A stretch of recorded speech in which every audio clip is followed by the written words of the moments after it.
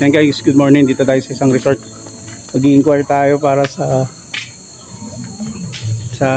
outing ng Team Street Talk. Walang ano pa pala Po, pina-vlog ko lang po. Ano po pangalan ng resort to? Jasmine Garden. So Jasmine Garden Resort. Magkano po ang ano, sa umaga 8 hours, ano kami, 6,030 bucks na. 6,030 bucks. Ito nga yung sinasabi ng kasama namin. Pag overnight naman, ano, 55 bucks, 8,000. Pag overnight, Walang aircon, walang kwarto yan. Pero pag gusto niyong kwarto, 2,500. Yung i-house na yan. Up and down ng aircon. magkano po? 2,500. 2,500. Sa gabi kasi. Pero pag sa 6K, may ano kami, may... Hindi, may papag lang doon na open siya, na may bench desk. So tara guys, libutin natin ang buong private pool at silipin natin ang baka yan yung itsura nito. Kasi taga Gregorio din yung nag-info sa akin na meron daw ditong 6K lang na 30 bucks. Baka sila nga.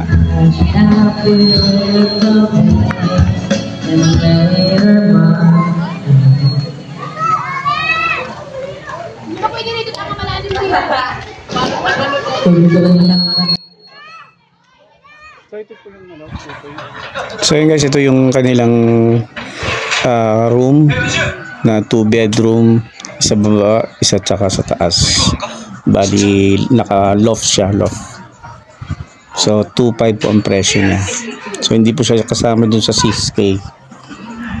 So ito yung kiddie pool para sa mga bata. So may table din na maliit dito na pwedeng pag-inuman, at may maliit din na pool na pwedeng pagtambayan. So ayan guys, so malaki rin yung kiddie pool nila, laki. Tapos yung adult pool naman, ayun. So yung kiddie pool nasa 1 feet to 3 feet.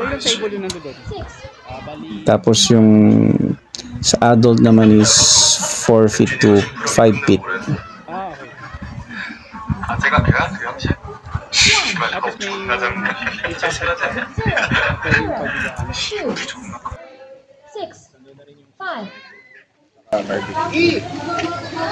Tapos meron pang Ano lang, tambayan lang. tambayan. Kala ko alam ko may jacuzzi na. 2,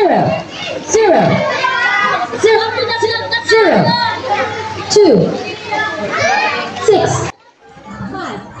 So bali meron din siyang dalawang papag dun sa dulo. So yun yung pinaka pahingahan na rin na kung sino man gustong matulog. At dito po meron po tayo ditong long table na dalawa at saka short table. So may mga upuan din. So eksakto may birthday din palang naganap dito. Malamang kanilang lola. Yan, so ang sarap kumain. Kaso nakakaya, hindi na ako kumain. Pero inaalok ako. Pero nakakaya. So pumunta lang tayo dito para mag-inquire, no? So shout out sa pamilya na to. Taga Gregorio lang daw sila, Barangay Gregorio, 13 Martires, Cavite. So ayan guys.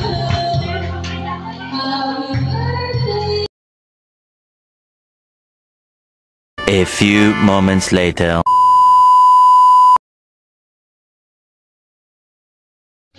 Dito naman tayo guys sa isa pang resort. Dito sa Peter Lynn's Resort. So private din to.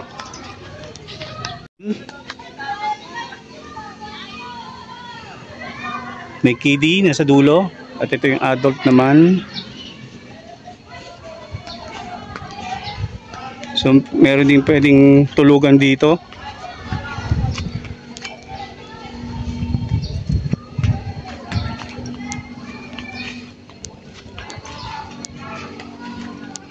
So may billiard table.